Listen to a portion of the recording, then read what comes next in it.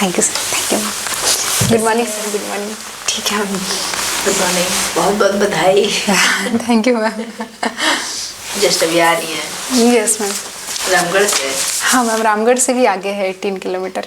कहाँ? दुलमी ब्लॉक पड़ता है। अच्छा अच्छा, वहीं से डायरेक्ट अभी आ रही यस हैं? मैम, वहीं से अच्छा, रिलैक्स है? Yes ma'am. अब शुरू कर सकते हैं? जी मैम। ओके, ठीक है, आप अपना परिचय दीजिए। मेरा नाम चंपा चौधरी है। मेरा जन्म झारखंड के बोकारो जिले में हुआ है।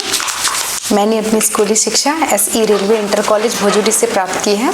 मैंने अपना ग्रेजुएशन SSLNT महिला कॉलेज तथा BEd मैंने C कॉलेज ऑफ एजुकेशन से कंप्लीट किया है। वर्तमान में मैं एक गृहिणी हूँ और सिविल सेवा परीक्षा की तैयारी कर रही हूँ। मेरी रुचि खाना बनाने और बच्चों को पढ़ाने, उनके साथ टाइम स्पेंड करने में है। तो फिर आप CDPO क्यों बनना चाहती हैं?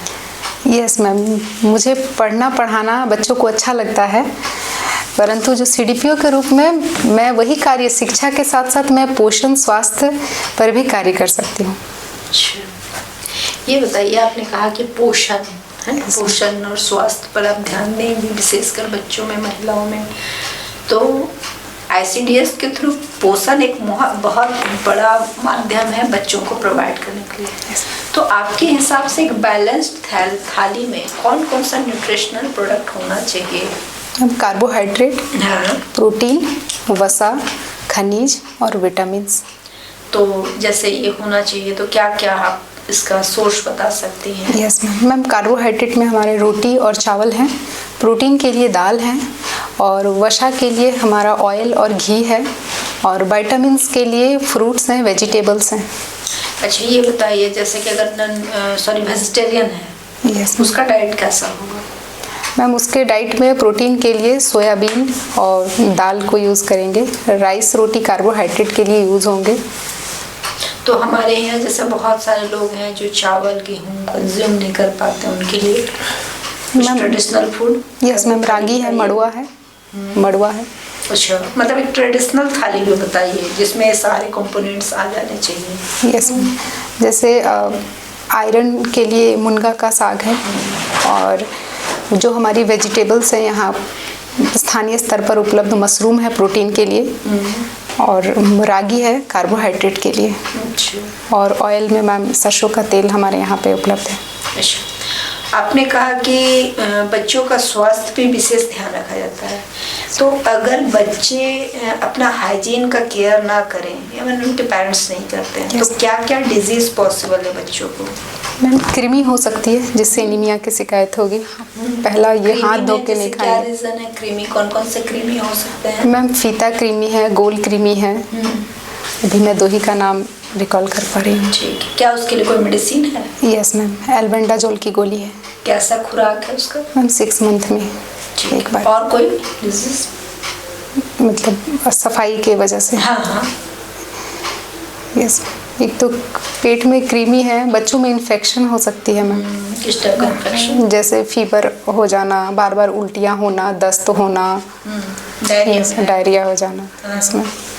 इसके अलावा स्किन प्रॉब्लम, अगर हाइजीन मेंटेन नहीं करते हैं तो घाव वगैरह हो जाता है। अच्छा, अगर कोई बच्चे का शरीर में, छोटा बच्चा है और बार बार घाव उसका नहीं भर रहा है, तो कौन सा विटामिन की या कोई मिनरल्स की कमी आप देख सकते हैं? यस मैम, विटामिन C की कमी से घाव नहीं भरते हैं जल्दी। और जिंक की भूमिका क्या होगी? सॉरी मैम, जिंक मैटर करता है। Yes ma'am. और विटामिन C की कमी से क्या डिजीज हो सकता है? मैम स्कर्वी होती है। स्कर्वी। और विटामिन B का अगर सारा पता है तो बताइए। यस मैम, विटामिन B एक कॉम्प्लेक्स विटामिन है और विटामिन B को थायमिन बोला जाता है। विटामिन B1 को थायमिन है, B2 राइबोफ्लोविन है, विटामिन B3 नियासिन है, विटामिन B4 नहीं होता है शायद, विटामिन B5 पेंटाथोनिक है, विटामिन B6 पायरिडॉक्सिन है, विटामिन B7 को बायोटीन बोला जाता है, विटामिन B8 और 9 नहीं है, विटामिन B10 फॉलिक एसिड है शायद, और विटामिन B12 जो है साइनोकोबाल्मिन है। और थोड़ा मैं 10th और 11 में कंफ्यूजन हो रहा है सब फॉलिक एसिड। बताइए कि अगर विटामिन 12 बच्चे को B12 अगर कमी हो रही है तो क्या डिजीज हो सकता है? मैम एनीमिया होगी क्योंकि। Yes ma'am. और अगर A की कमी हो रही है तो? मैम बेरी होगी। ए, विटामिन ए, सॉरी मैम, रतौंधी होगी, रतौंधी। क्या सोर्स प्रोवाइड करेंगी, बोलेंगी बच्चों को इसके लिए कंज्यूम करें? विटामिन ए जो है वो पीले फल में पाया जाता है, जैसे पपीता, मैंगो, ये सब में पाया जाता है। अभी ठंडी में कोई सीजनल फ्रूट? इसमें ठंडी में, सॉरी, गाजर, ओ सॉरी। विटामिन सी का बताइए। मैम विटामिन सी खट्टे फल में आंवला हो गया, संतरा हो गया, नीम, अगर उसकी कमी हो जाए तो स्कर्वी होती है। और स्कर्वीनेस क्या होता है? मैम वो मसूड़ों का छिलना, घाव ना भरना, उससे संबंधित, सूजन वाला। Yes ma'am. और अगर जैसे बच्चों में जीभ वगैरह फट गया या मुंह के किनारे में फट गया तो? Yes ma'am. उसे सॉरी मैम, वो मतलब वो आप किस विटामिन की कमी से? यस मैम, वो विटामिन बी की कमी से होगी। हाँ, बेरी। Yes ma'am, yes ma'am. अगर जैसे आप कोई गांव क्षेत्र में विजिट करने गई और किसी बच्चे का जो बोन्स है, स्ट्रक्चर है, वो अच्छा नहीं दिख रहा है, आपको कर्व दिख रहा है, तो क्या सोचती हैं आप? मैम विटामिन डी की कमी है, रिकटस। Yes ma'am. तो उससे ओवरकम करने के लिए क्या होना चाहिए? जो विटामिन डी के सोर्स हैं, सप्लीमेंट है, वो ले सकते हैं। जैसे विटामिन डी फिश में है, वो लिया जा सकता है, और उस सप्लीमेंट भी लिया जा सकता है। और उसके अलावा ओमेगा 3 फैटी एसिड है, जो कि सरसों के तेल में पाया जाता है मैम, उसे भी ले सकते हैं। और ओपन सन में भी रहना चाहिए बच्चों को, नेचुरल। तो आप अपने इलाका में ये सब चीज़ों को बता सकती हैं। ये बताइए कि स्तनपान आंगनवाड़ी में गर्भवती महिलाओं, धात्री महिलाओं को विशेष रूप से समझाया जाता है, क्यों जरूरी है?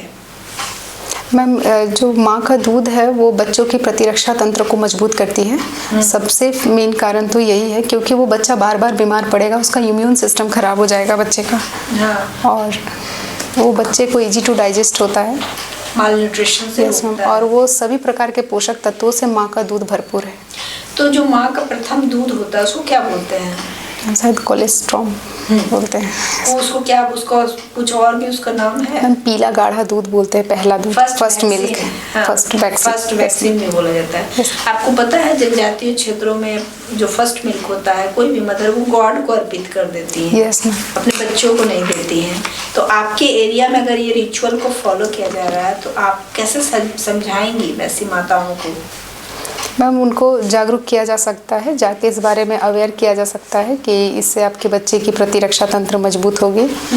और अगर वो नहीं समझेंगे तो वहाँ की स्थानीय महिला जो होंगी, उनका आशा कार्यकर्ता का, स्थानीय डॉक्टर का भी साथ लिया जा सकता है इसे समझाने के लिए। उनके जो पाहन है, पुजारी हैं, उनको भी इस बात में अवेयर किया जा सकता है, महिलाओं को भी समझाया जा सकता है। ये बताइए कि एक बच्चे को कितना बार मिल्क फीड कराना चाहिए, जो 0 से 6 माह के बच्चे हैं? मैम हर 2 घंटे में एक बार मिल्क फीड कराना है। एकदम टाइम फिक्स है कि 2 ही घंटे में कराना है? नहीं मैम, अगर बच्चे को भूख लगी है तो बीच में भी मिल्क फीड कराना है, लेकिन कम से कम 2 घंटे में एक बार बच्चे को फीड कराना है। हाँ, इसको बोला जाता है कि 0 से 6 महीने का जब बच्चे होते हैं, उसके लिए कोई टाइम बॉन्डिंग नहीं है। बच्चा को कम से कम दिन भर में 8 से 10 बार तो जरूर पिलाएं, और जब बच्चा रोए तब कराएं, है ना? तो क्या उसका मात्रा होता है कि हाँ मतलब इतना 100 मिलीग्राम, 100 ग्राम, इस तरह का कुछ होता है क्या? नहीं मैम, ऐसा मुझे पता नहीं है। नहीं होता है, नहीं, क्योंकि बच्चे की उम्र और आवश्यकता के अनुसार कराया जाता है। क्या अगर कोई महिला अपने बच्चे को मिल्क फीड करा रही है, उसको बॉडी में कुछ फायदा होता है? यस मैम, उसको स्तन कैंसर होने का खतरा कम हो जाता है, और जो प्रेगनेंसी के दौरान जो शरीर फूल जाती है, वो शरीर को वापस से अपने शेप में आने में सहायता होती है। यूटेरस जो डाउन हाँ, वो भी सही जगह पर हो जाता है। हाँ, तो अगर आप सीडीपीओ बनती हैं तो इन सब चीज़ों को अगर आप अपने क्षेत्र में समझाती हैं तो महिलाएं जाहिर है स्वस्थ होंगी। Yes ma'am. हाँ, ये बताइए कि आप झारखंड के जितने भी ट्राइब्स हैं या नॉर्मल महिलाएं भी हैं जो भी आपके क्षेत्र में आती हैं, उनमें कुपोषण की समस्या आप देखती हैं। कुपोषण की समस्या का कारण आप क्या मानती हैं? यस मैम, कुपोषण की समस्या का मैम जो सबसे पहला कारण है वो अवेयरनेस से है, क्योंकि फूड हमारे यहाँ अवेलेबल हैं, उन्हें पता नहीं है। बैलेंस डाइट नहीं ले पाना भी कारण है, और नेग्लिजेंसी इसका एक बहुत बड़ा कारण है, और गरीबी। यस। तो जहाँ तक गरीबी आप बोली, तो सरकार तो अपने तरफ से फूड सिक्योरिटी की पूरी कोशिश कर रही है। Yes ma'am. क्या क्या फूड सिक्योरिटी है? मैम ICDS चलाई जा रही है, PDS है मैम, पब्लिक डिस्ट्रीब्यूशन सिस्टम को चलाया जा रहा है और मध्याह्न भोजन योजना चलाई जा रही है और हर वर्ग के लिए ma'am one nation one ration card भी चलाया जा रहा है। डाकिया योजना चलाई जा रही है झारखंड में। तो अच्छा, आप one nation one ration card use की वर्ड क्या है ये? मैम पहले ऐसा था कि वो व्यक्ति जिस राज्य से संबंधित है उसे अपने ही क्षेत्र में राशन दिया जाता था। अब उस कार्ड के थ्रू जो प्रवासी श्रमिक मजदूर जो जहाँ रह रहे हैं उन्हें वहीं राशन प्राप्त होगा। ये तो बहुत फायदेमंद यस मैम, बहुत। अच्छा, जैसा कि आप CDPO बनती हैं तो आपके अंदर कौन कौन से कार्यकर्ता होंगे या वर्कर होंगे जो इस पर आपकी मदद करेंगे वर्क में? मैम सुपरवाइजर, आंगनबाड़ी सहायिका, आंगनबाड़ी सेविका और आशा कार्यकर्ता। ये तीनों का वर्क क्या होगा? Yes ma'am. मैम जो आशा कार्यकर्ता होंगी उनका स्वास्थ्य से संबंध है। वो टीकाकरण, गर्भवती महिला सबका डेटा रखेगी, सबको संस्थागत प्रसव में मदद करेंगी। और जो आंगनबाड़ी सेविका होंगी वो बच्चों को पढ़ाएंगी और जो आंगनबाड़ी सहायिका होगी वो सेविका की मदद करेंगी कुकिंग और पढ़ाने में। इसके अलावा मैम एक ANM भी होती है जो वीकली या 3 डेज 4 डेज में आती है आंगनबाड़ी में। वो जो नर्सिंग का काम है वो करेंगी। और जो नर्सिंग के तहत क्या काम होता है? मैम वो टीका दिया जाता है। कौन कौन से टीका दिया जाता है? मैम जब बच्चा जन्म लेता है तब उसको पोलियो, हेपेटाइटिस B और BCG का टीका दिया जाता है। फर्स्ट में कौन दिया जाएगा, पोलियो और BCG? पोलियो। क्यों BCG? Sorry ma'am, BCG first. BCG क्यों दिया जाता है? मैम TB क्षय रोग से निदान के लिए। अच्छा, पोलियो मैम लकवा से निदान के लिए दिया जाता है। शरीर जो लकवा हैंडीकैप्ट हो जाता है। किसको, कौन सा अंग को क्षति पहुंचाता है अगर कोई व्यक्ति पोलियो वायरस से पोलियो का ड्रॉप नहीं लिया कोई बच्चा? यस मैम, तंत्रिका तंत्र को, हमारी मस्तिष्क की तंत्रिका तंत्र को क्षति पहुंचाती है। बच्चे को बार बार अगर दस्त आ रहा है ना, लूज मोशन की समस्या, तो कौन सा वायरस देना चाहिए, कौन सा वैक्सीन देना चाहिए? Ma'am rotavirus. Very good. Pentavalent virus vaccine सुनी है? Yes ma'am. क्या क्या उसमें होता है पेंटावेलेंट में? डिप्थीरिया, काली खांसी, टिटनेस, हेपेटाइटिस B और हीमोफिल्स इन्फ्लुएंजा। अच्छा, जब महिलाएं प्रेगनेंसी का फेज से गुजर रही होती हैं तो क्या उनको भी कुछ वैक्सीन दिया जाता है? Yes ma'am. कौन सा? एक TT की वैक्सीन दी जाती है, टिटनेस की, डिप्थीरिया की और इन्फ्लुएंजा की वैक्सीन।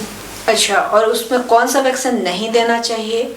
मैम खसरा की वैक्सीन नहीं देना चाहिए। खसरा, मान लिया अगर जैसे खसरा की वैक्सीन ली हैं तो क्या वो बेबी प्लान कर सकती हैं? नहीं मैम, 3 मंथ्स तक नहीं कर सकती। नहीं कर सकती हैं, है ना। उससे अगर कर ली तो क्या दिक्कत हो सकता है? मैम बच्चे की आईज में प्रॉब्लम हो सकती है, ब्रेन डेवलपमेंट में प्रॉब्लम हो सकता है। Very good. अगर जैसे किशोरी बच्चियां हैं, टीनेज की बच्चियां हैं, उनको कौन सा वैक्सीन जरूर लेना चाहिए? सॉरी मैम, वो आपका यूटेरस कैंसर ना हो उसके मैम मैं उसका नाम अभी रिकॉल नहीं कर पा रही हूँ मुझे। Yes ma'am. अच्छा, ये बताइए कि ये तो हुआ वैक्सीनेशन की बात। आपके क्षेत्र में जितनी भी बच्चियां हैं वो सशक्त हों, पढ़ाई की दृष्टि से भी, इकोनॉमिकली भी, तो झारखंड गवर्नमेंट या भारत सरकार क्या कोई योजना है जिससे उनको सशक्तिकरण की ओर ले जाए? यस मैम, झारखंड गवर्नमेंट की स्कीम है, सावित्रीबाई फुले किशोरी समृद्धि योजना है, एक तेजस्विनी योजना है जिसमें स्किल ट्रेनिंग दिया जा रहा है, विद्या लक्ष्मी योजना है ड्रॉप आउट दर को कम करने के लिए, और कोचिंग एंड अलाइड योजना है, कोचिंग सुविधा भी दी जा रही है, मैया सम्मान योजना भी दी जा रही है। अच्छा, ये बताइए जो सेल्फ हेल्प ग्रुप है, यस मैम, क्या वो खास तौर पर ट्राइब्स महिला या ग्रामीण महिला को आर्थिक रूप से स्ट्रॉन्ग करने में मदद कर रहा है? यस मैम, बहुत ज़्यादा मदद कर रही है। जो सेल्फ हेल्प ग्रुप के माध्यम से उन्हें जो लोन बैंक से मिल रहा है वो कोई बकरी पालन में, मुर्गी पालन में वो उन पैसों को इन्वेस्ट कर रही है और उनसे उनको बहुत बेनिफिट हो रहा है। अच्छा, ये पोषण सखी क्या है? सॉरी मैम, पोषण से संबंधित इंफॉर्मेशन देंगी? पोषण सखी मैम नहीं सुना था। अच्छा, पोषण पखवाड़ा क्या होता है? मैम वो मुझे लगता है वो मीटिंग होती है पोषण पखवाड़ा में जिसमें पोषण से संबंधित जानकारियाँ दी जाती है। और परिवार नियोजन ये क्या है? मैम मतलब एक परिवार नियोजन संबंधित है, जनसंख्या नियंत्रण से संबंधित है, तो उसमें वो से परिवार नियोजन कहते हैं। और 2 बच्चों के बीच में अंतराल 3 साल का, यस मैम, एक अंतरा इंजेक्शन भी दिया जाता है आंगनबाड़ी में। ये बताइए जैसे कि बाल विवाह जो रोकने का प्रयास है सरकार का, यस मैम। इसका मेन उद्देश्य क्या है? क्यों बाल विवाह रोकना चाहती है गवर्नमेंट? एक तो मैम पॉपुलेशन कंट्रोल भी इसका उद्देश्य है बाल विवाह को रोकने के लिए। मातृत्व मृत्यु दर, शिशु मृत्यु दर कम करना और देश में कुपोषण की स्थिति में सुधार लाना, इसका और एजुकेशन की ओर ध्यान देना। सबको इंस्टीट्यूशनल आप प्रसव के लिए लोगों को प्रमोट किया जाता है सहिया आंगनबाड़ी के थ्रू कि जो महिलाएं हैं हॉस्पिटल जाएं। Yes ma'am. क्या बेनिफिट है अगर हॉस्पिटल जाती हैं तो? मैम इससे मातृत्व मृत्यु दर और शिशु मृत्यु दर कम होगी और जो अर्ली प्रेगनेंसी है, जो बच्चे जल्दी शादी से, उनको ट्रैक किया जा सकेगा और आगे ऐसा ना हो इस पर कार्य किया जा सकेगा। कुछ योजना है? यस मैम, जननी सुरक्षा योजना है जो कि संस्थागत प्रसव के लिए है। ग्रामीण क्षेत्रों में 1400 उसमें बेनिफिट और शहरी क्षेत्रों के लिए 1000 रुपीज़ है। अच्छा, ये जब कोई प्रेगनेंसी में आती है महिला तो उसको ANC और PNC दिया जाता है। वो कितने दिनों का होता है ये total period? Total ma'am 1000 days होता है। 1000 डेज में जैसे PNC में तो चलिए पहले जांच पड़ताल जो भी हो, PNC में क्या महिला को बाकी रेस्ट दिन कैसे मतलब चेक वगैरह किया जाएगा? मैम वो उनका अधिक रक्तस्राव हो रहा है क्या, ये चेक किया जाता है। बार बार फीवर आ रहा है, बॉडी वीकनेस है, एनीमिया, ब्लड टेस्ट किया जा सकता है। अच्छा, तो उसके लिए कौन जाएंगे? क्या उनका घर विजिट करना है या खुद? नहीं मैम, वो ANM आती है आंगनबाड़ी में, वहीं पर उनका जांच होता है। और कोई विजिट भी करता है? यस मैम, जो सहिया दीदी हैं वो विजिट भी करती हैं। विजिट करती हैं, है ना? उनका डे निर्धारित है कि 3 महीना में, 6 महीना में जाकर वो विजिट करती हैं और पूरा रिपोर्ट देखती हैं। Yes ma'am. ये बताइए कि अगर आप CDPO बनती हैं तो सबसे पहले आप क्या क्षेत्र में अपने एरिया में बदलाव करना चाहेंगे? मैम मेरा पहला टारगेट होगा कि कुपोषण से संबंधित और महिलाओं, गर्भवती महिलाओं पर मैं कार्य करूं। दूसरा होगा आंगनबाड़ी में क्वालिटी, गुणवत्तापूर्ण कार्य हो और शिकायत निवारण तंत्र को मजबूत करना चाहूँगी ताकि बिना डरे, बिना झिझक के कोई शिकायत कर सके। और मैम समुदाय की भागीदारी और वहाँ पे लोकल लोग की भागीदारी से ही योजनाएं सफल होती है, तो मैं समुदाय की भागीदारी करना चाहूँगी। मान लिया आप किसी ग्रामीण क्षेत्र में पोस्टेड होती हैं और वहाँ की जितने भी महिलाएं हैं, है ना, आप सबको THR दे रही हैं, आप फॉलिक एसिड भी प्रोवाइड कर रही हैं, जांच पड़ताल के लिए भी बुला रही हैं, फिर भी सब कुपोषण में के दायरे में आ रही हैं। क्या लगता है क्या रीज़न होगा? मैम हो सकता है विश्वास की कमी हो, वो दवाइयाँ शायद वो नहीं ले रही हैं, ये उसका सबसे मुख्य कारण हो सकता है। और इस कारण के पीछे की सबसे बड़ी जो वजह है वो अवेयरनेस होगी, जिसकी वजह से वो उसे नहीं ले रहे हैं। तो इसको ग्रामीण स्तर पर स्थानीय पंचायत की सहायता से इसको सुधारा जा सकता है, क्योंकि ये एक सामाजिक समस्या है। तो अकेली संस्था और कानून, योजनाएं इसे नहीं सुधार सकती है, सबकी भागीदारी से ही सुधारा जा सकता है। अच्छा, तो क्या इसी को रिप्लेस करने के लिए हॉट कुक मील प्रोवाइड किया जा रहा है? Yes ma'am. उसके अंतर्गत क्या दिया जाएगा?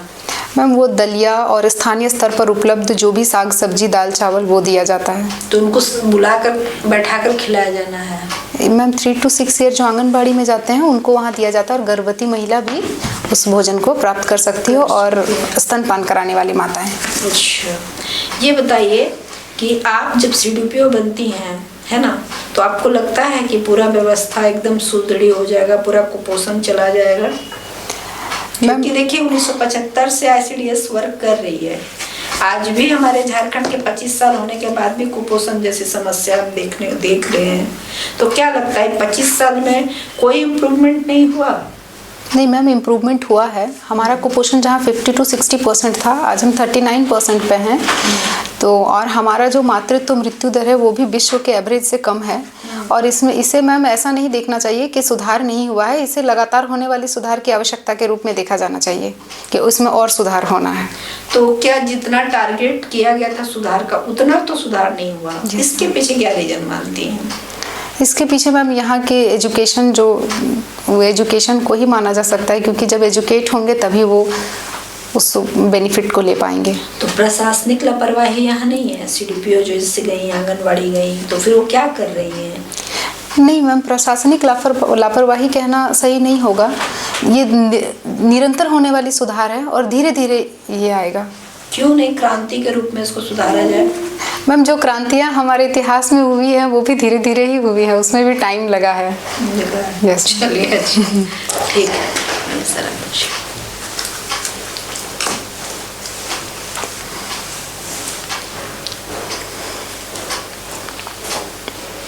ये बताइए कि आंगनवाड़ी में भी बच्चे पढ़ते हैं 3 से 6 तक, तो वहाँ भी क्या ड्रॉप आउट की समस्या आ सकती है? जी सर, वहाँ पे भी ड्रॉप आउट की समस्या आ सकती है सर। बहुत सारे माताएं जो है बच्चों को मतलब खेत जंगल ज़मीन में व्यस्त हैं और वो बच्चों को भेज नहीं रहे हैं आंगनबाड़ी में, तो उसे भी ड्रॉप आउट की श्रेणी में रखा जा सकता है, क्योंकि जो 3 to 6 ईयर गवर्नमेंट ने आंगनबाड़ी जाने के लिए बच्चों का बनाया था, वो बच्चे अपना प्री स्कूल एजुकेशन को कंप्लीट ही नहीं किए। अच्छा, तो जैसे मान लीजिए कि आपकी बहुत सारे आपके अंडर में आंगनवाड़ी सब होंगे, उसमें कई आंगनवाड़ी ऐसे होंगे जहाँ पर बच्चे रजिस्टर्ड तो हैं लेकिन आ नहीं पा रहे हैं। आप वहाँ जाते हैं इंस्पेक्शन में, अक्सर आपको जानकारी मिलती है 8-10 प्रोजेक्ट में कि 40-50 बच्चे रजिस्टर्ड हैं। हमेशा जब भी जाते हैं इंस्पेक्शन में 10-15 बच्चे मिलते हैं, तो ऐसी स्थिति को कैसे आप सुधार करेंगे? जी सर, सबसे पहले तो जानने का सर प्रयास करेंगे कारण को, कि क्या कारण है कि बच्चे नहीं आ रहे हैं।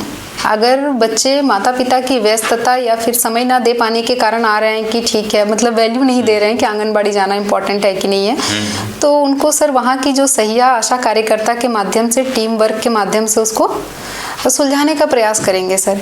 और जी सर, यही कर सकते हैं सर। तो जैसे 2-4 जगह आप देखें कि जो उनका उपस्थिति बहुत कम है। जी सर। है ना? जी सर। और आपका मान लीजिए कि 5-6 साल हो चुका है सर्विस का, उसके बाद का ये कंडीशन है, किसी स्थान पर आप गए हैं, नए स्थान पर, वहाँ पर ये सब सिचुएशन देखे हैं, तो आप खुद से क्या क्या आकलन कर सकते हैं, किसका क्या क्या कारण रहा हो? कोई 3 पॉइंट्स को बता सकते हैं अपने अनुभव से? जी सर, हो सकता है सर उनका आंगनबाड़ी में विश्वास ना हो, पहला, कि शायद उनका वो विश्वास मत को हासिल करना होगा। दूसरा है सर वो अवेयरनेस, हो सकता है कि उनको जानकारी ही नहीं हो उस क्षेत्र में। और सर तीसरी हो सकती है, पता नहीं सर, सॉरी सर। तीसरा जो बताए थे शुरू में, कि माता पिता खेत जंगल, यस सर, तो घर में बच्चे को छोड़ दें। जी सर। तो इन सारी समस्याओं को फिर कैसे दूर करेंगे? सर ये तो होम विजिट, टीम के साथ में होम विजिट करके इसको दूर किया जा सकता है। और स्थानीय पंचायत और एनजीओज का सर इसमें सहायता ले सकते हैं सर, वो यहाँ पर बहुत बेनिफिशियल हो सकती है। इसके अलावा वहाँ के यूथ को सामने लाया जा सकता है, और जो वहाँ की कुछ पढ़ी लिखी महिलाएं हैं उनके साथ में। और बच्चा अट्रैक्ट हो आंगनबाड़ी सेंटर के प्रति, वहाँ पर भी तो कुछ व्यवस्था। यस सर, आंगनबाड़ी को सर अट्रैक्टिव बनाया जा सकता है। वहाँ पर क्या चेंज का, वो तो आप चलिए प्रयास किए, लेकिन मान लीजिए कि जैसा का तैसा है पहले का है, तो यहाँ पर भी अगर कुछ चेंज कर दीजिएगा तो वहाँ बच्चों में भी एक होता है ना कि बच्चे बालहट से भी बहुत कुछ मनवा लेते हैं। Yes sir. अगर उनको वहाँ पर अच्छा लगने लगेगा, माता पिता नहीं भी भेजना चाहेंगे तो बच्चा मजबूर कर देगा रोक करके, तो ऐसा कुछ वहाँ पर उपाय बताइए। जी सर, आंगनबाड़ी को हम लोग कलरफुल डेकोरेट करवा सकते हैं, बहुत अच्छे अच्छे पिक्चर्स लगवा सकते हैं, और बच्चों के खेलने के लिए वहाँ सुविधाएं हो, पानी हो, अच्छी स्वस्थ पीने के लिए। यस सर, कुछ डिजिटल हमारा अगर संभव हो तो वहाँ लगा सकते हैं, ताकि बच्चे डिजिटली जब देख के सीखेंगे तो बहुत उन्हें इंटरेस्टिंग लगेगा। और इसके अलावा सर आंगनबाड़ी में एक इनोवेटिव और कर सकते हैं सर, मदर्स मीट जो आती हैं उनके साथ सर फादर्स मीट भी अगर संभव हो तो करने से सर ये बहुत अच्छा रहेगा, क्योंकि पिता भी उतना ही जिम्मेदार हैं बच्चे की परवरिश में। आंगनवाड़ी जो सेंटर है, प्री स्कूलिंग भी वहाँ पर कहा जाता है, कोशिश की जाती है, वास्तव में गवर्नमेंट का क्या वहाँ पर उद्देश्य है, पढ़ाना या कुछ और? नहीं सर, पढ़ाना उसका डायरेक्ट उद्देश्य नहीं है। वहाँ का डायरेक्ट उद्देश्य है कि बच्चा जब क्लास 1 में जाए तो वो पूरी तरह से शारीरिक और मानसिक रूप से विकसित हो और बच्चा कुपोषित नहीं हो, ये सर उसका मेन मोटिव पहला। Yes sir.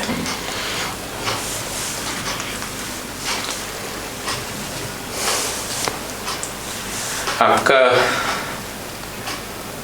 मैथ रहा है ना? जी सर। 2017 से अभी तक क्या कर रहे थे? सर 17 में मुझे बीएड में एडमिशन नहीं मिला था उस ईयर, तो मैंने 18 to 20 अपना बीएड कंप्लीट किया और उसके बाद कोविड के बाद मेरा बेबी हुआ तो मेरा उसमें 1.5 साल का गैप हो गया। उसके बाद से सर मैं तैयारी में हूँ। रेगुलर तैयारी में सर इधर 2 साल से जब से CDPO का। मैथ का क्या योगदान हो सकता है CDPO पोस्ट अगर आप ज्वाइन करते हैं सिविल सेवा में या CDPO पोस्ट से रिलेटेड जो भी आपको जानकारी है रिस्पॉन्सिबिलिटी में?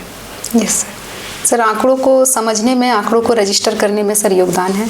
मैथ सर तार्किकता पर आधारित है तो जब वो मुझे डिसीजन मेकिंग में मदद करेगी, क्योंकि मैं किसी चीज़ को विश्लेषण करके सोचूंगी तो उसमें मैं अच्छा से डिसीजन ले पाऊंगी। और सर ये मुझे CDPO के बजट आवंटन में, बजट को प्रायोरिटी सेक्टर में तय करने में मदद करेंगी। तार्किक बनाएगा आपको, निर्णय क्षमता विकसित करेगा ना, आप में ज़्यादा बेहतर समय प्रबंधन कर सकते हैं। आपकी कुकिंग हॉबी रही है? जी सर।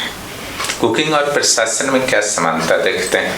सर प्रशासन भी टीम वर्क से संबंधित है और कुकिंग भी सर लोग अपने लिए खाना नहीं बनाते हैं सर, सबके लिए बनाते हैं और सबका हाथ भी बटाते हैं, तो वो टीम वर्क सर बहुत बड़ी समानता है प्रशासन और कुकिंग में। और भी तो है बहुत सारा, बताइए। जी सर, सर सामने आपको देख के डर लग रहा है।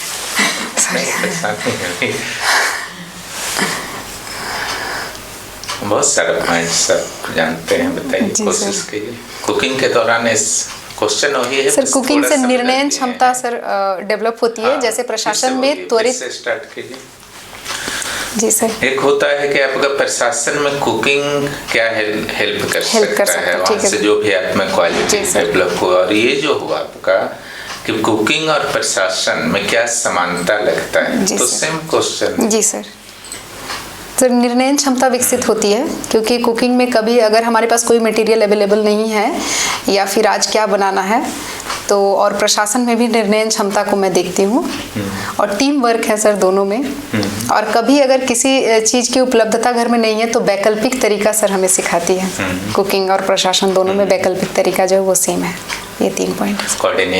कोऑर्डिनेशन, आलोचना सहने की शक्ति, जी सर, असफलता मिलने पर फिर से प्रयास करना, ऐसे पॉइंट्स बोल सकते हैं। क्योंकि सबको तो बनाया पसंद आता नहीं है, क्रिटिसाइज होते हैं, फिर आप नेक्स्ट टाइम और कैसे उसको बेहतर कर सकें। कुकिंग में सर्विस का सर्व करने का भी बहुत बड़ा योगदान होता है। उसी तरीके से आपके पास तो योजनाएं बहुत सारे हैं, प्लान बहुत सारे हैं, लेकिन जनता तक आप किस प्रभावी तरीके से इम्प्लीमेंट कर रहे हैं, सर्व कर रहे हैं उनको, वो भी तुलना कर सकते हैं, गुणवत्ता का तुलना कर सकते हैं।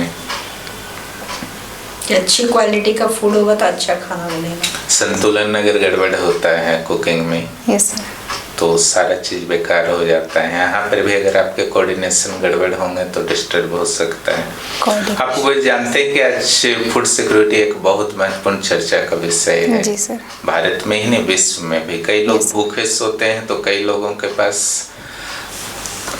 भोजन अत्यधिक मात्रा में होते हुए बना करके एक तरीके से कूड़ेदान में भी डाल रहे हैं या मंगवा करके कूड़ेदान में डाल रहे हैं। पार्टी वार्टी में ही हो रहा है, अक्सर देखते होंगे। जी सर। आप जैसे आंगनवाड़ी सेंटर चलाएंगे तो वहाँ पर खाना नष्ट ना हो अथवा ऐसे भी सामान्य रूप से फूड वेस्टेज को रोकने के लिए आपका क्या सलाह रहेगा? तो जितने बच्चे आए हैं उन्हीं के अकॉर्डिंग खाना बने और इसके साथ जो मदर्स आती है वहाँ वैक्सीनेशन, टीकाकरण के लिए बच्चों को, उनको भी जागरूक किया जा सकता है कि खाना उतना ही बनाइए जितना ज़रूरत है। घर में बचे हुए खाने को रात में खाने के लिए इस्तेमाल कर लीजिए, खाना मत फेंकिए, ये किया जा सकता है सर। मान लीजिए सेविका सहायिका को तो पता नहीं रहेगा कि कितने बच्चे आने वाले हैं, आज रजिस्टर्ड तो 40 हैं, तो कम कैसे बनाएंगे? जी सर। तो ऐसी स्थिति में कैसे फूड वेस्टेज को रोकने का सलाह अपने सेविका सहायिका को देंगे? सर एक एवरेज उनको पता होगा कि हमारे यहाँ एवरेज कितने बच्चे आते हैं, उसी के अकॉर्डिंग वो खाना बनेगा और जो थोड़ा बहुत जो एक्स्ट्रा खाना है वो उन्हें वो सेविका सहायिका खा सकती है। और अगर अधिक बच्चा आ गया और कम खाना बना है तो? सर आजकल गैस का जमाना है सर, खाना पुनः बन जाएगा। खेलते कूदते रहेंगे। यस, कुकर का यूज करके। Yes sir. लोग खेलते कूदते रहेंगे, बच्चे पढ़ते रहेंगे, वो समस्या नहीं। कुछ नाश्ता वगैरह रखा जा सकता है उसमें, चिप्स पैकेट वगैरह ना? चिप्स पैकेट रखा जा सकता? नहीं मैम, वो तो जंक फूड है। Yes ma'am. लेकिन हेल्दी स्नैक्स दिया जा सकता है, कुछ हेल्दी पैकेट्स रखे जा सकते हैं। बनाना मान लीजिए कि खाना बन रहा था सेविका सहायिका के द्वारा और आप भी उसी दिन इंस्पेक्शन में गई हुई हैं और खाना अचानक से कुछ प्रॉब्लम पता चल जाता है जी सर, और बच्चे आ चुके हैं, खाना का टाइम भी हो गया है, ऐसी स्थिति में क्या डिसीजन लेंगे? बच्चे को फूड देने के लिए, खाना देने के लिए, खाना उपलब्ध भी कराना है, खाना आपके विचार से देना उचित नहीं है जी सर। ऐसी स्थिति में अब क्या करना होगा? सर तत्काल स्थानीय स्तर पर अगर कोई भी फ्रूट्स जैसे अमरूद हमारे लोकल में है और भी कोई अगर फ्रूट्स अवेलेबल है तो बच्चों को वो अवेलेबल करवा दिया जाएगा। और अगर वहाँ पर कुछ आंगनबाड़ी में कुछ ऐसा फूड पड़ा हुआ है जिसको हम लोग तुरंत दे सकते हैं बना के, जैसे आटे का चीला दे सकते हैं जो विद इन मिनट बन जाता है, उसमें सब्जियां डाल के, तो कुछ सर इस तरह के कर सकते हैं जो तुरंत बन जाए। ठीक है। झारखंड के स्थानीय भोजन में पोषण कैसे आप बच्चों को उपलब्ध करा सकते हैं? स्थानीय भोजन कुछ एग्जाम्पल देख करके बताइए। सर सबसे पहले तो मुनगा है जो एनीमिया की समस्या को दूर करेगी और बहुत आसानी से उपलब्ध है सर। इसके अतिरिक्त सर हमारे यहाँ पे जो साग है, भथुआ का साग जो खरपतवार के रूप में उगता है, भथुआ के साग में कैल्शियम, विटामिन के, विटामिन ए, बहुत सारी गुणवत्ता से वो परिपूर्ण है सर। तो उसको बच्चे डायरेक्ट साग नहीं खाएंगे तो उसको चीला के फॉर्म में आटे में डाल के रोटी जैसे बना के दे सकते हैं सर। और रागी है सर यहाँ का मड़वा लोकल फूड, उसे दे सकते हैं सर। मेथी वगैरह को भी ऐड कर सकते हैं, मेथी पत्ता, चना दे सकते हैं, सत्तू दे सकते हैं। बोकारो आपका होम डिस्ट्रिक्ट हुआ ना? Yes sir.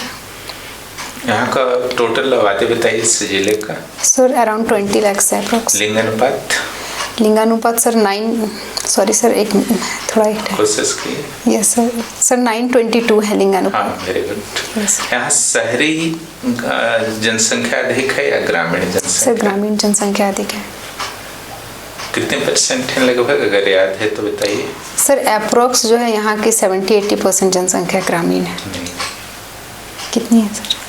52%, 48% शहरी। शेड्यूल कास्ट अधिक है या शेड्यूल ट्राइब अधिक है बोकारो जिले में? सर शेड्यूल कास्ट अधिक है। रामगढ़ की साक्षरता कितनी है? सर 73%। यहाँ पर शेड्यूल कास्ट अधिक है या शेड्यूल ट्राइब परसेंटेज में? सर मैं गेस करना चाहूँगी शेड्यूल ट्राइब अधिक है यहाँ। झारखंड का जो टोटल जनसंख्या है भारत की जनसंख्या का कितना परसेंट है? सर 2.7%। अच्छा, एसटी की आबादी कितनी है झारखंड के जनसंख्या में, कितने परसेंट है शेड्यूल ट्राइब के? सर 26% के अराउंड। प्रथम 4 जनजातियों का नाम बताइए जनसंख्या के आधार पर। यस सर, संथाल, ओरांव, मुंडा, हो। 4। हो का आबादी मुख्य रूप से किन क्षेत्रों में मिलता है? सर ये सिंहभूम के क्षेत्र में हो जनजाति ज़्यादा पाई जाती है। झारखंड में अपहरण विवाह भी चलता है। Yes sir. ऐसी स्थिति में आपके क्षेत्र में अगर जनजातियों में अपहरण विवाह चलता है, आपने पढ़ा होगा, ऐसी स्थिति में आपके प्रोजेक्ट के क्षेत्र में किसी मेला वगैरह में आपको सूचना मिलती है कि किसी किशोरी का अपहरण हो गया है, आप क्या एक्शन ले सकते हैं? सर सबसे पहले तो ये जानने का प्रयास करूंगी कि उसकी मर्जी से हुआ है या फिर बिना मर्जी के हुआ है किशोरी की। अगर मर्जी से हुआ और वो बालिग है तो फिर इसमें कुछ भी एक्शन नहीं लेना है, और अगर वो नाबालिग है और उसकी और ऐसे भी बिना मर्जी से हुआ है सर तो उसको सर काउंसलिंग करवाना होगा। कोई एक्शन नहीं लेना? कोई एक्शन पुलिस को सॉरी सर, अधिकार क्षेत्र सॉरी सर। उसके बाद अगर पुलिस आपसे चाहती है कुछ हेल्प लेना तब आप कोऑर्डिनेट करेंगे, लेकिन आपको जानकारी मिलती है, आपको संबंधित विभागों को जानकारी देनी है ना।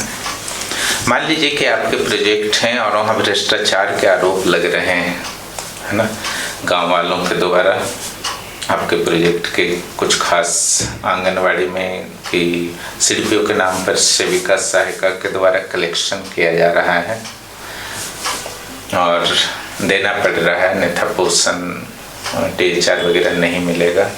ऐसी स्थिति में आप क्या एक्शन लेंगे? आंगनबाड़ी सेविका सहायिका के खिलाफ सर? जिसके भी खिलाफ लेना है आप बताइए। अगर वहाँ के लोगों ने आपको आवेदन दिया Yes, है sir. कि आपके नाम से पैसा कलेक्शन हो रहा है। मेरे नाम से? हाँ। Yes sir. सबसे पहले तो मैं इस तथ्य की पुष्टि करूंगी ये सही है कि गलत है, और अगर इसे सही पाया गया तो मैं सेविका और सहायिका से इस बात की पुष्टि करूंगी कि आपने ऐसा किया है, और ये सर एक तरह से भ्रष्टाचार का आरोप है सर, तो मैं विभागीय कार्रवाई की अनुशंसा करूंगी। अगर किसी राजनीतिक दल के स्थानीय नेता के द्वारा यस सर आप पर किसी ऐसे कार्य को करने का दबाव डाला जाता है जो आपके विभाग के नियमों के विपरीत हैं, ऐसे स्थिति में आप क्या क्या आगे स्टेप्स उठाएंगी? निरंतर दबाव आप पर डाला जा रहा है। इससे मान लीजिए एक एग्जाम्पल देते हैं कि किसी खास महिला को सेविका के रूप में नियुक्त करने की अनुशंसा करने का दबाव आप पर डाला जा रहा है जो आपके अधिकार क्षेत्र में होगा, तो आप क्या क्या इस पर एक्शन लीजिएगा? हालांकि वो पूरी तरीके से योग्य नहीं है, कुछ क्राइटेरिया को फॉलो करती है लेकिन कुछ को नहीं भी करती है। कोई और महिला है जो ज़्यादा योग्य है लेकिन उसका कुछ अपना रिलेशनशिप है उस महिला से, है ना, परिवार वाले हो सकते हैं या पैसा लिया हुआ, तो आप पर दबाव डाला जा रहा है अपने प्रभाव से। ऐसे स्थिति में क्या आप करेंगे? सर सबसे पहले तो मैं योग्यता के अनुसार ही चयन करूंगी, बाहरी दबाव में ऐसा नहीं करूंगी, और अगर इसके बाद भी अगर मुझे बहुत ज़्यादा अगर दबाव बनाया जाता है तो मैं कानून का सहारा लूँगी कि मेरे ऊपर ऐसा दबाव बनाया जा रहा है। ठीक है, सारे पॉइंट्स ठीक है, लेकिन शुरुआत करना है आपको कि पहले उनको बुलाया जाएगा, क्योंकि प्रभावशाली व्यक्ति हैं तो हो सकता है कि बात संवाद कर सकते हैं, उनका प्रभाव भी हो उस क्षेत्र में, तो पहले वार्ता कर लेना है, उसके बाद ही सब बातचीत से शायद सॉल्व हो जाए तो मैटर खत्म हो जाएगा वहीं पर। ILO की स्थापना कब हुई थी? सर 1919 में हुई थी। और भारत इसका सदस्य कब बना? भारत इसका सर संस्थापक सदस्य रहा है शुरू से ही। अच्छा, त्रिपक्षीय संरचना ट्राइपार्टाइट स्ट्रक्चर क्या होता है इसका, यानी कि कौन कौन मेंबर होते हैं किसी भी देश के प्रतिनिधि मंडल में? सर इसमें एक शासक की निकाय है, एक श्रम न्यायालय, सॉरी सर मैं रिकॉल नहीं कर पा रही, प्रतिनिधि में सर श्रमिक के होते हैं, नियोजक के होते हैं, और जो पार्टिसिपेंट देश जो कंट्री है वहाँ पे उनके होते हैं। नहीं पूछा जा रहा था। ILO का क्या उद्देश्य है, क्यों इसका गठन किया गया था? सर मजदूरों के ऊपर होने वाले शोषण को, कार्य के घंटे को, और जो बिना मजदूरी के कराए जाने वाले कार्य को, इन सबको देखते हुए इनका स्थापना हुआ था। कोई ऐसा अधिनियम है भारत में श्रमिकों से रिलेटेड जिसका इम्प्लीमेंटेशन ILO के गठन से पहले हुआ हो? ILO के गठन से पहले सॉरी सर, प्रथम कारखाना एक्ट है सर जो कि 1881 में आई थी, और एक सर बंगाल रेगुलेशन एक्ट है, वो भी सर ILO के। यस सर 1881 में, यस सर 1891 में आया। Yes sir. आखिर ILO के गठन के बाद इतने सारे अधिनियम क्यों बनने लगे? अंग्रेजी काल में भी 1923 में बना, 1936 में बना, 46 में बना, 47 में भी IDA बना बिफोर अगस्त, तो इतने सारे अधिनियम बाद में भी बनता ही रहा।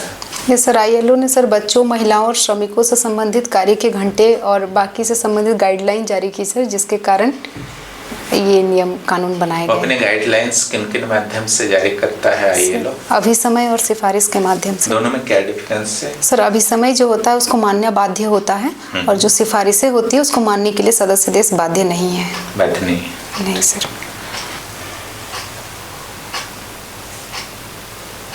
ये बताइए, ठंड ऋतु चल रही है जी सर, इस दौरान एक इन्फेंट हैं, उनको आप CDPO रहती हैं तो क्या क्या उनके माता को सलाह देंगे कि बच्चे की किस तरीके से केयर करना है इन्फेंट को? सर बच्चे को सबसे पहले ढक के रखना है, गर्म रखना है सर, बच्चे को गीले में बिल्कुल भी नहीं रखना है। जैसे टॉयलेट में और पॉटी वगैरह बच्चा करता है तो उसको तुरंत क्लीन करिए और उसे धूप में सुलाइए। जी नहाने का सलाह देंगे कि नहीं? जी सर, ऑल्टरनेट नहाने का सलाह दूंगी अगर बहुत ज़्यादा ठंड है, और गुनगुने पानी से नहाने का सलाह दूंगी। स्पंज बाथ भी दिया जाता है। Yes ma'am. Sponge bath. महिला दिवस क्यों मनाया जाता है? सर ये महिलाओं के सम्मान में मनाया जाता है, महिलाओं के अधिकार के प्रति जागरूक करने के लिए महिला दिवस मनाया जाता है। और कोई रीजन? No sir. सशक्तिकरण हो सकता है सर, महिला सशक्तिकरण की ओर बढ़ावा के लिए। जनजातीय दिवस हम लोग मनाते हैं, महिला दिवस मनाते हैं, विकलांग दिवस मनाते हैं। जी सर। तो फिर इस तरीके के दिवस इतने सारे जो मनाए जाते हैं, इससे क्या यह पता चलता है कि कुछ न कुछ दुर्बल वर्ग हैं ये सारे, जनजातीय वर्ग, महिला या फिर विकलांग वर्ग, इनके लिए स्पेशल दिवस की जो घोषणा की गई है, क्या ऐसा पता चलता है कि इस सोसाइटी के दुर्बल पक्ष हैं जिन पर ध्यान देना चाहिए? सर दुर्बल नहीं बोल सकते हैं, बोल सकते हैं कि उनको जागरूक करने के लिए और हमारे साथ साथ के धारा में जोड़ने के लिए ये सब किया जाता है। यानी कि इनका भी योगदान है society yes sir, yes sir. और जितना महत्व मिलना चाहिए था नहीं दिया गया। ठीक।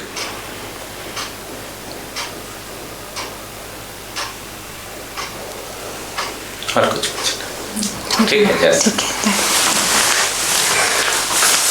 Thank you ma'am, thank you sir.